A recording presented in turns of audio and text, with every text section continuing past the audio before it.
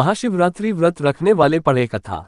महाशिवरात्रि व्रत कथा। प्राचीन काल में एक शिकारी जानवरों का शिकार करके अपने कुटुंब का पालन पोषण करता था। एक रोज वह जंगल में शिकार के लिए निकला, लेकिन दिन भर भागदौड़ करने पर भी उसे कोई शिकार प्राप्त न हुआ। वह भूख प्यास से व्याकुल होने लगा। शिकार की बाट निहारता निहारता वह एक तालाब के किनारे बेल वृक्ष पर अपना पड़ाव बनाने लगा। बेल वृक्ष के नीचे शिवलिंग था जो बिल्वपत्रों से ढका हुआ था। शिकारी को इस बात का ज्ञात न था। मृग की बात सुनते ही शिकारी के सामने पूरी रात का घटना चक्र घूम गया।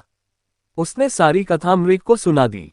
तब मृग ने कहा, मेरी तीनों पत्नियां जिस प्रकार प्रतिज्ञाबद्ध होकर गई हैं, मेरी मृत्यु से अपने धर्म का पालन नहीं कर पाएंगी। अतः जैसे तुमने उन्हें विश्वासपात्र मानकर छोड़ा है, वैसे ही मुझे भी जाने दो। मैं उन सबके साथ तुम्हारे सामने शीघ्र ही उपस्थित होता हूँ। उपवास, रात्रि जागरण तथा शिवलिंग पर बेलपत्र चढ़ाने से शिकारी का हिंसक हृदय निर्मल हो गया था। उसमें भगवत शक्ति का वास हो गया था। धनुष तथा बाण उसके हाथ से सहज ही छूट गए। भगवान शिव की अनुकंपा से उसका हिंसक हृदय कारुणिक भावों से भर गया। वह अपने अतीत के कर्मों को याद करके पश्चाताप की ज्वाला में जलने लगा।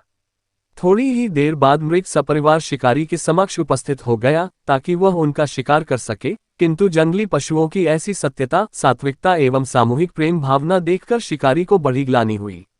उसके नेत्रों से आंसुओं की झड़ी लग गई। उस मृग परिवार को न मारकर शिकारी ने अपने कठोर हृदय को जीव हिंसा से हटा सदा के लिए कोमल एवं दयालु बना लिया।